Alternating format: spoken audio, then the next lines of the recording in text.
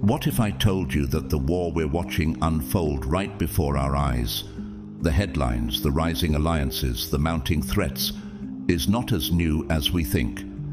That this battle between Israel and Iran was never truly written in the halls of government, but rather in the sacred pages of Scripture. Imagine, long before rockets streaked across the skies and nations lined up on either side, the heavens had already declared the end from the beginning. In a world where digital warfare and nuclear arms dominate the headlines, it's easy to blame politics, ideologies, and economics for the chaos. But what if, just beneath the surface of military strategies and political maneuvering, there's something far older, far deeper, something spiritual? Could it be that the hostility between Iran and Israel isn't just about power, but is part of a divine blueprint written centuries ago? This story is more than a tale of nations. It's a prophecy unfolding before our very eyes. But what does the Bible say about how this chapter will end? Stick with me as we dive into the ancient texts and unravel the powerful, prophetic truth behind this clash of nations. If you're ready to uncover the secrets hidden in these sacred words, drop a 777 in the comments below and let's embark on this journey together. Stay with me. What comes next might just change everything you thought you knew. Israel press Iran. This is how it will all end, according to the Bible.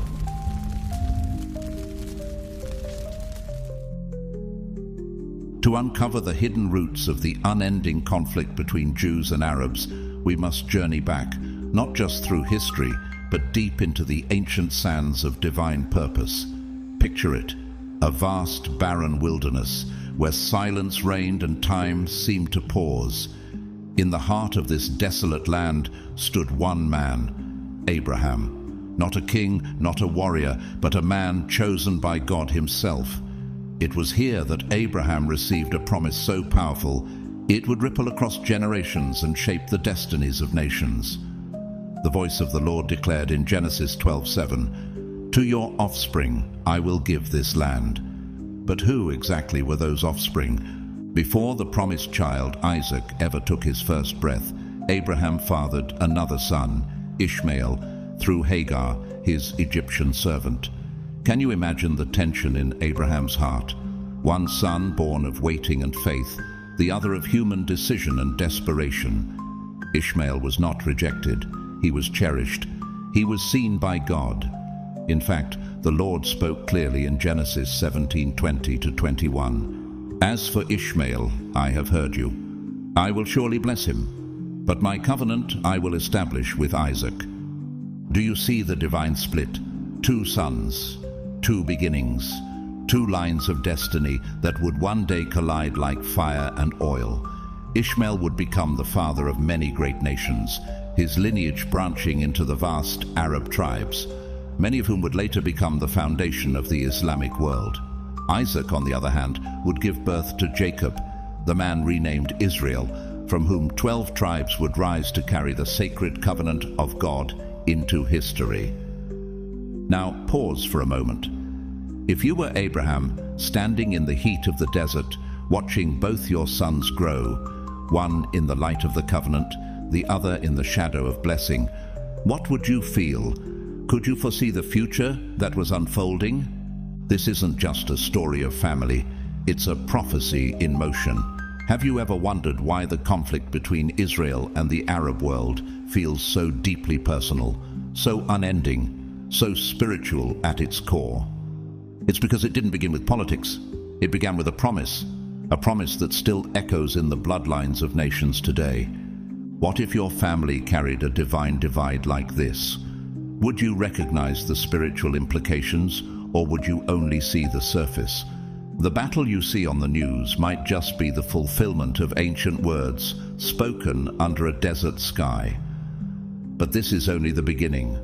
Are you ready to hear what happened next? But hidden beneath the centuries of struggle between Isaac and Ishmael's lines lies a third branch, one that history often whispers about but rarely highlights.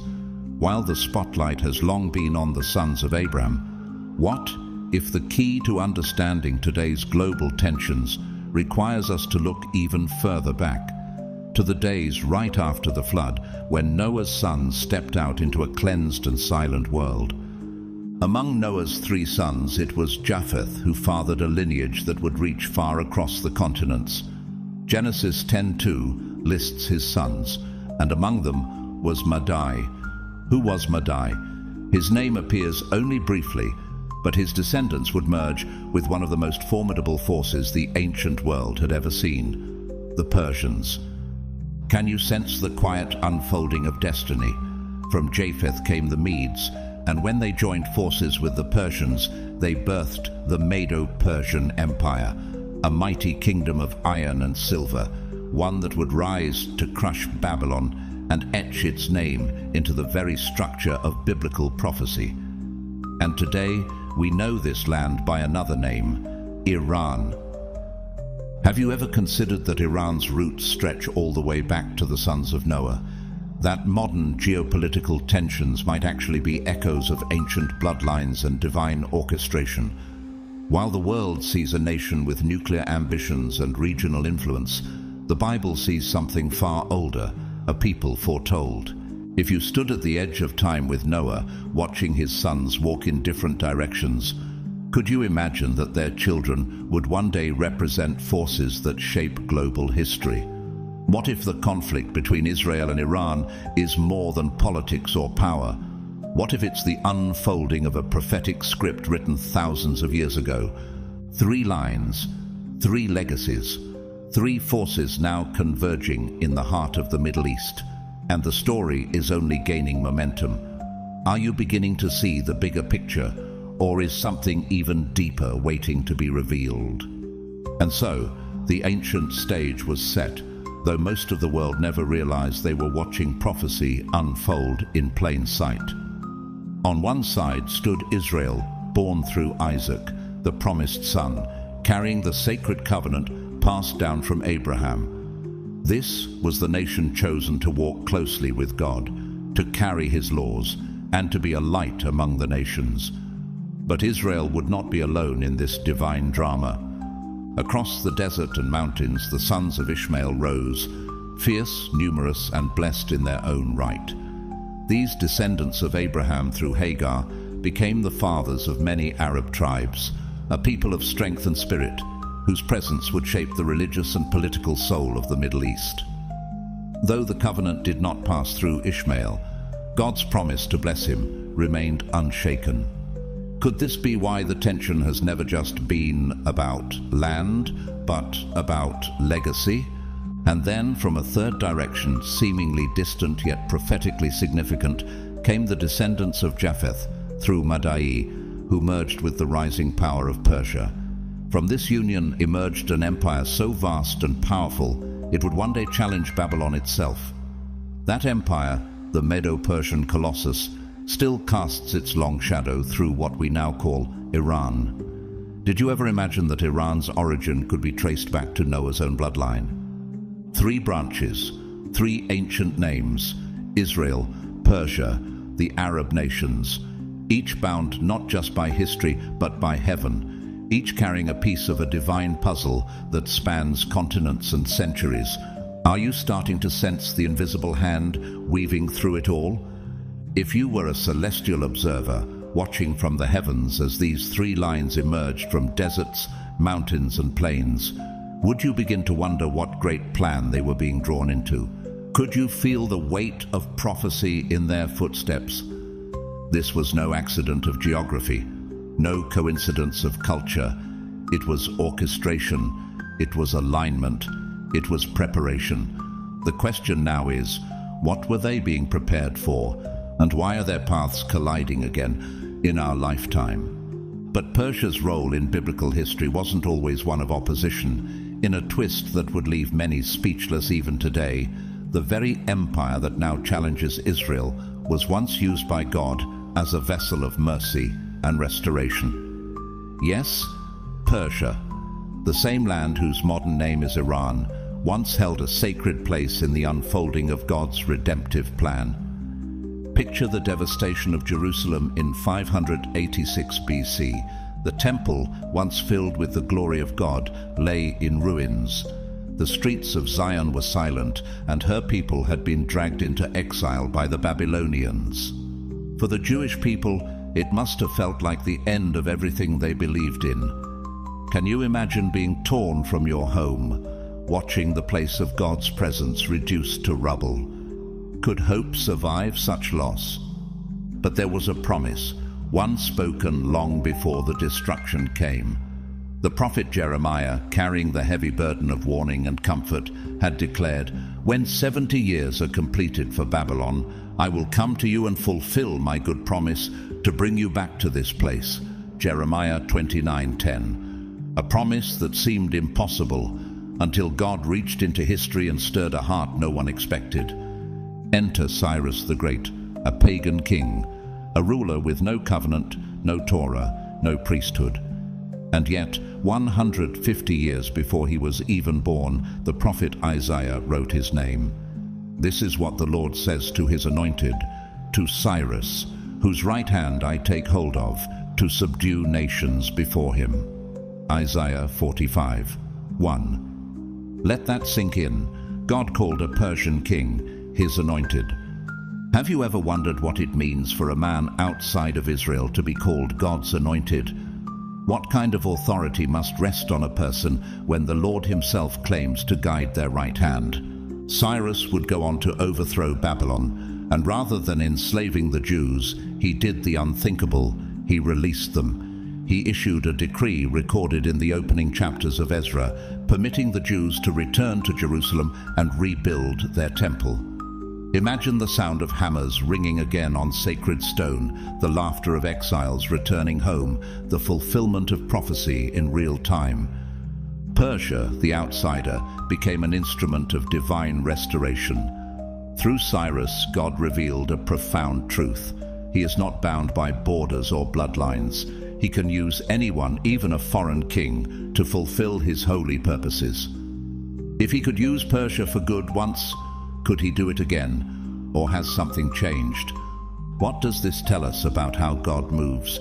And if he used someone like Cyrus, then is it possible he is raising up unexpected figures even now, figures the world least expects, to shift the balance of history again?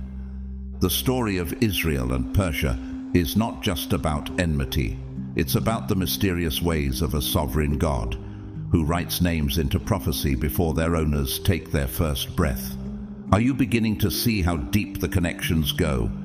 And could the ancient cycle be repeating, this time in front of our very eyes? But Persia's role in this divine drama didn't conclude with the mercy of Cyrus. No, the story took a darker turn, one that still sends a chill down the spine of history. Years after the temple was rebuilt and the exiles had returned, the Persian Empire once again became the backdrop for a cosmic confrontation. This time, the enemy was not outside the palace walls, but within them. Under the reign of King Xerxes, also known in the Bible as Ahasuerus, a high-ranking official named Haman rose to power. His hatred was cold, calculated, and total.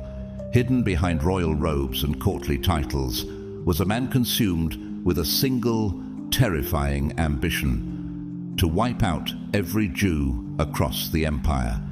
Have you ever considered how close the chosen people came to total annihilation?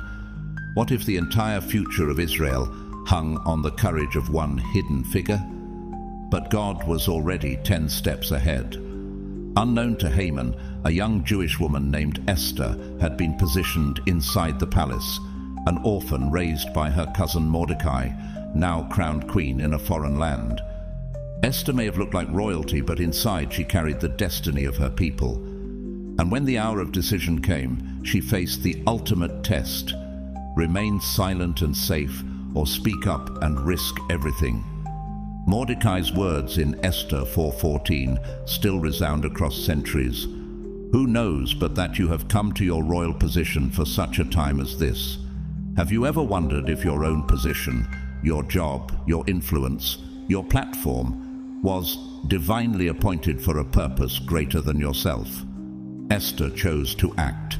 She exposed Haman's plot before the king, and her bravery turned the tide. The Jews were saved, the enemy was defeated, and once again Persia became the unlikely battleground of deliverance.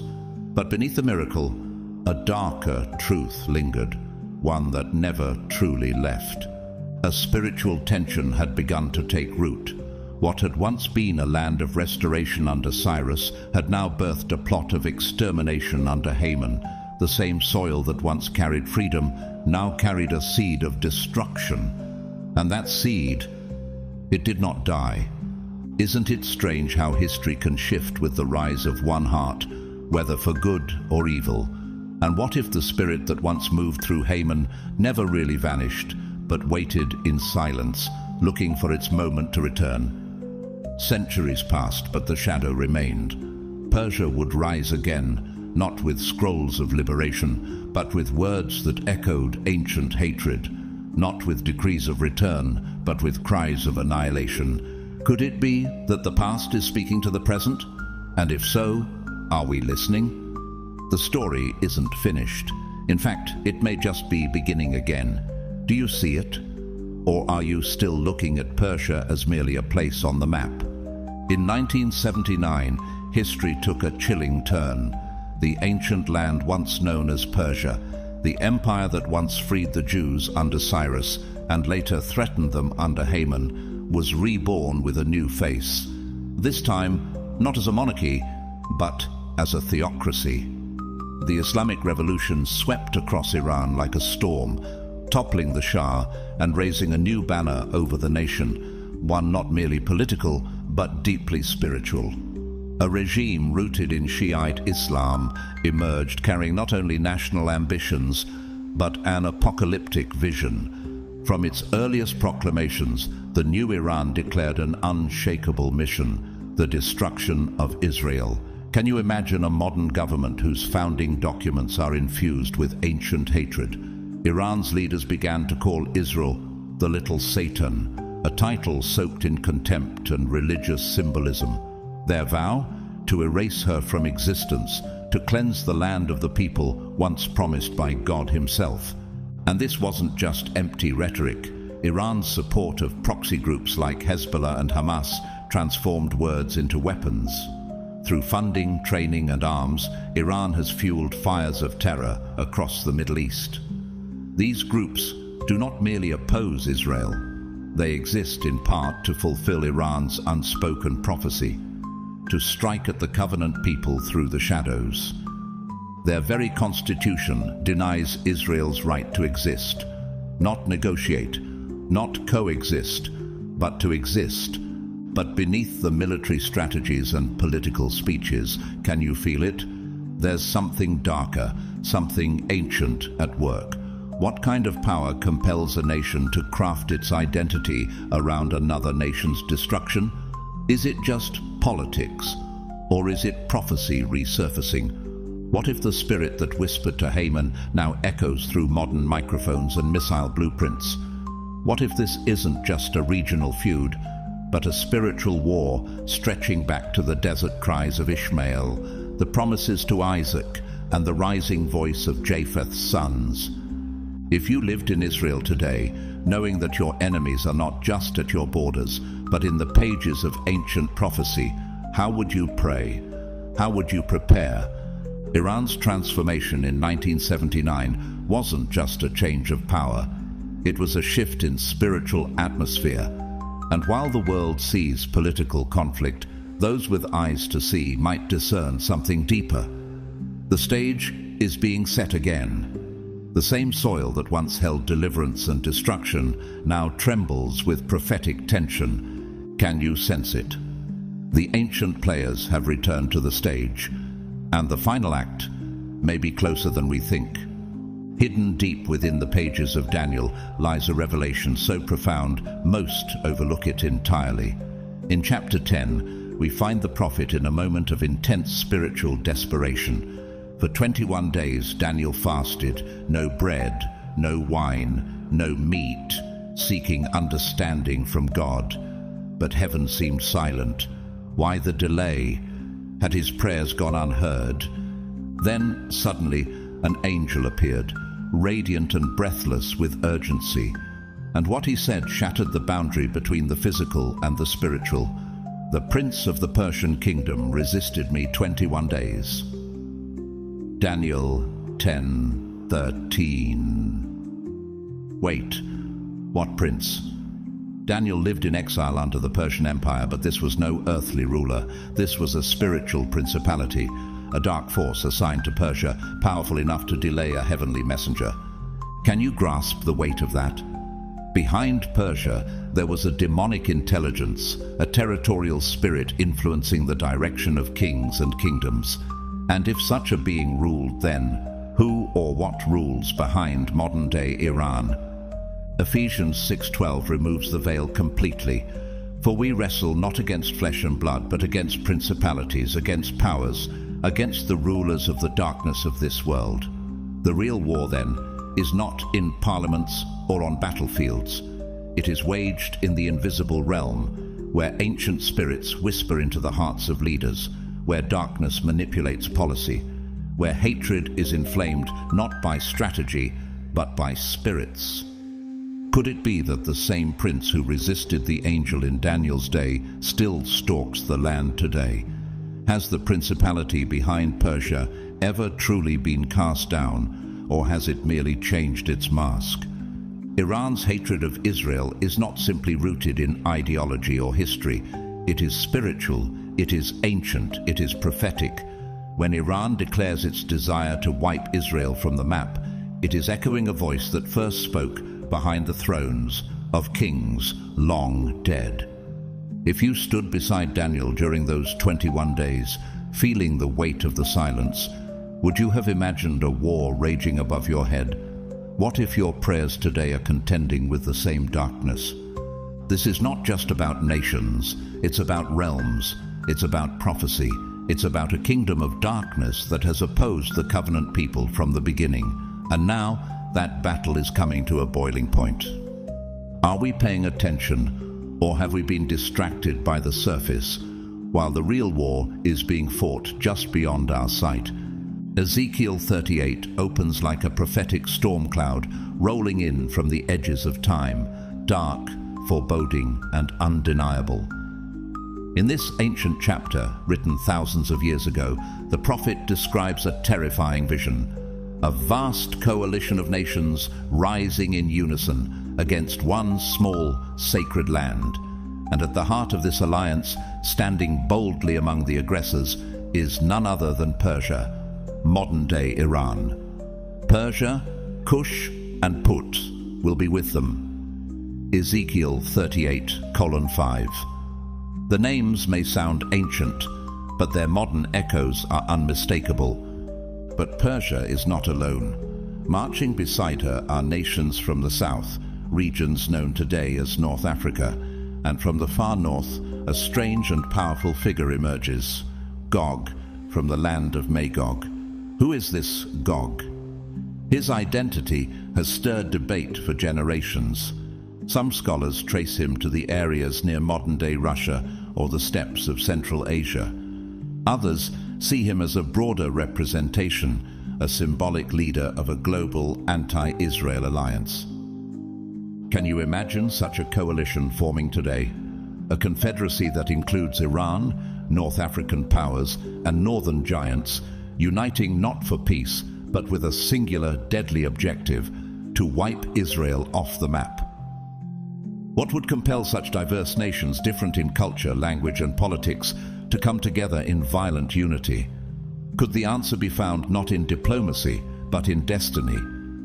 Ezekiel's vision isn't vague or poetic, it's chillingly specific. A massive, organized force advancing toward Israel in the last days. The purpose? Total destruction. The motive? Opposition to God's covenant. If you were living in Israel today, watching alliances tighten and hostilities grow, would you feel the shadow of Ezekiel's words creeping closer? Could we be standing at the threshold of the very prophecy spoken over 2,500 years ago? And here's what's most unsettling. This isn't just a geopolitical scenario, it's a spiritual convergence. Persia, once a tool of God's mercy, now re-emerges as a leading threat in an end-times war. Gog, shrouded in mystery, prepares to move. The stage is not just being set, the actors are stepping into place. Have you ever felt that history was repeating itself, but this time on a scale so vast that only prophecy could have predicted it? The message of Ezekiel is not a riddle, it's a warning, a revelation, a glimpse into the final confrontation between the forces of darkness and the people of promise. And as the alliances grow stronger and the rhetoric more violent, we are left with a sobering question. Are we watching the beginnings of Ezekiel 38 unfold before our eyes? Yet even as the storm gathers, God is not silent. The prophecy in Ezekiel 38 does not end with the rise of dark alliances or the threat of annihilation. It crescendos with the voice of divine fury. The same God who watches over Israel neither slumbers nor sleeps. And when the armies of the earth dare to march against his covenant people, he responds not with whispers, but with wonders. Listen to the thunderous declaration of Ezekiel 38:18-23. I will execute judgment with plague and bloodshed. I will pour down torrents of rain, hailstones, and burning sulfur on him, and on his troops, and on the many nations with him. Then they will know that I am the Lord. Can you feel the weight of that? This isn't just another battle. It's not political warfare or a clash of civilizations. This is divine intervention, judgment poured out from the throne of heaven itself. Hailstones, fire, plague, a storm so fierce that the entire world will pause and know this was not man's doing. This was God defending his promise. So, what are we witnessing today? Iran's defiance grows louder. Its aggression, once regional, now reaches across borders. It funds terror, it fuels hatred, it seeks nuclear power with thinly veiled intentions. The words of its leaders echo with the venom of ancient enemies. Can you hear them? Can you see how the shadows of Persia's past are stepping once again into the light? Are these the pieces of the Ezekiel puzzle sliding into place? Could the coalition prophesied long ago be slowly forming behind closed doors, diplomatic smiles masking darker designs? If you've ever doubted prophecy, now might be the time to look again. What are the odds that the very nations named by Ezekiel, Persia, Put, Cush, Magog, are all growing more vocal, more aligned, more prepared? Imagine standing in the middle of a battlefield where missiles rain from the sky, but then something shifts. Fire not launched by human hands, hail not born of nature. Could you recognize the difference between a war of men and the wrath of God? This is not just a story of enemies. It's a story of covenant, of a God who has promised and who will not break that promise. And when the world rises to challenge that covenant, the Lord himself steps into the fray. So the question is no longer if God will act. The question is, how close are we to seeing it unfold with our own eyes? Will you be ready to recognize his hand when it moves? Or will you be among those left in awe, saying, surely this was the Lord? The prophecy grows sharper now, no longer shadowed in mystery, but radiant with divine certainty. Zechariah 14 lifts the veil on the final act. The nations will gather against Jerusalem, the prophet declares. But just when the darkness seems absolute, when the armies of the earth encircle the holy city, something beyond comprehension happens. Then the Lord will go out and fight against those nations. On that day, his feet will stand on the Mount of Olives. Zechariah 14:2-4. Can you feel the trembling of the earth in those words? The very mountain where Jesus once wept, prayed, and ascended into heaven. Acts 1:9-12 tells us it was from the Mount of Olives that he rose in glory, is the very place where he will return. This isn't speculation. This is divine precision. The first ascent and the final descent in the exact same place. And when he returns, it won't be to hold peace talks or offer diplomatic solutions. There will be no round tables, no treaties, no negotiations. When his feet touch that sacred mountain, it will be the signal that the war is over, not by surrender, but by sovereign victory, because he's not coming back as a suffering servant. He's coming back as a reigning king. Revelation 19:11-16 captures the moment with holy fire. Heaven opened, and there before me was a white horse, whose rider is called Faithful and True. With justice he judges and makes war. On his robe and on his thigh he has this name written, King of Kings and Lord of Lords. Can you picture it? The sky itself torn open, a white horse riding forth. The king, not in silence but in splendor, leading heaven's armies to finish what was written long ago. Have you ever wondered what it would feel like to see the sky crack open, to witness with your own eyes the one who was and is to come, riding into the final battle, not as a concept of hope, but as a force of glory?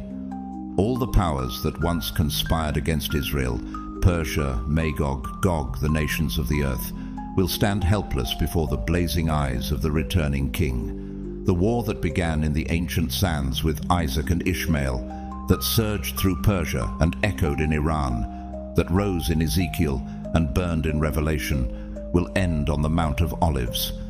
And it won't end in destruction, it will end in dominion, in glory, in the reign of the King whose name no man dares to speak in vain. Are we watching the signs unfold now? Are we nearing the moment when heaven opens and prophecy becomes reality before our very eyes?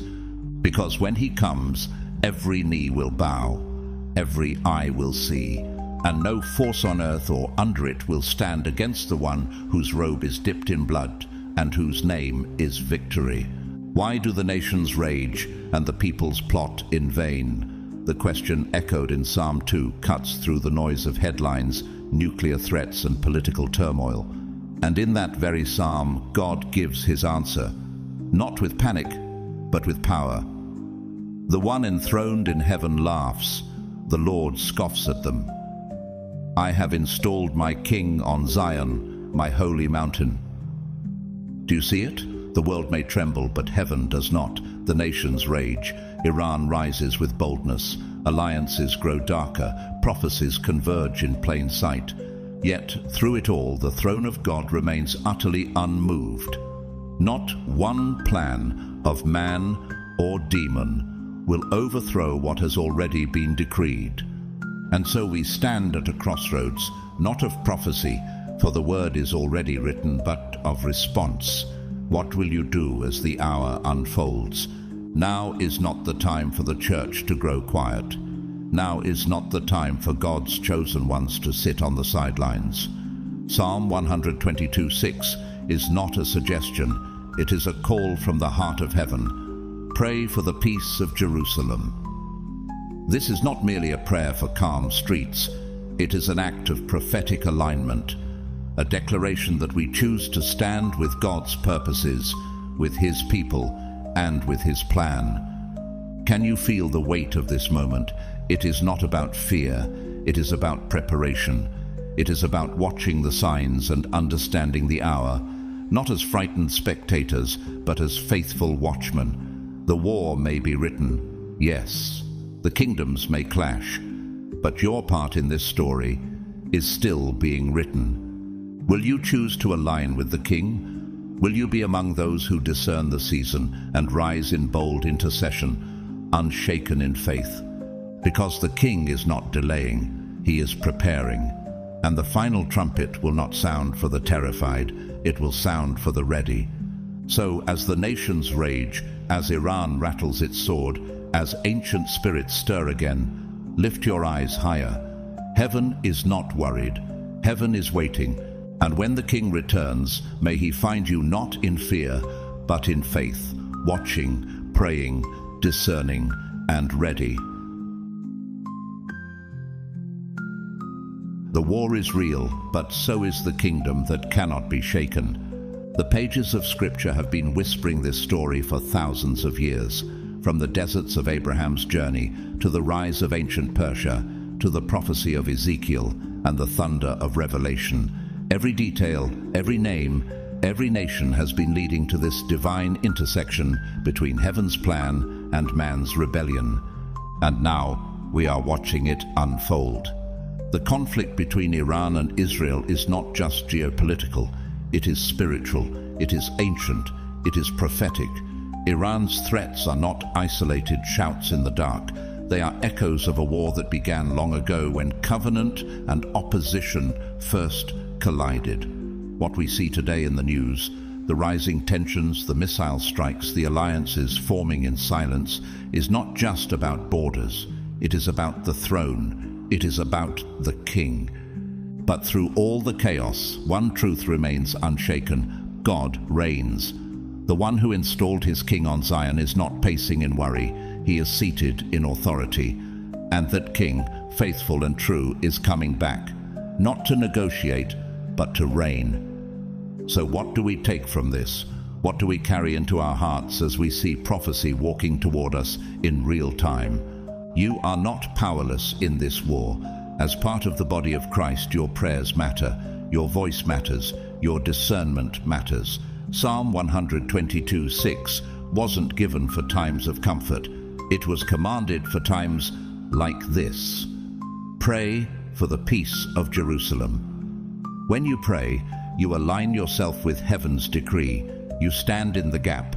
You prepare the way for the return of the King. Let this moment stir something in you. Let it awaken your spirit. Don't just be a spectator. Be a watchman. Be a warrior in prayer. Be a voice crying out for truth, for justice, for mercy. Be someone who says, I see the signs, I hear the call, and I choose to stand. Because though the war may be written, your response is still unfolding, and heaven is watching. If this message stirred something in you, don't let it end here. Comment below with, I stand with the King. Let your voice be heard. Pray for Jerusalem. Intercede for the nations. Stay ready for his return. Like this video, share it with someone who needs to see the bigger picture, and subscribe for more prophetic insight rooted in Scripture. And if you feel led to support this message, you can do so through a super thanks below. Every gift goes towards spreading the truth in these urgent times. Whether you give or not, may God bless you abundantly for walking in discernment and faith. The battle is real, but so is the victory, and the King is on his way.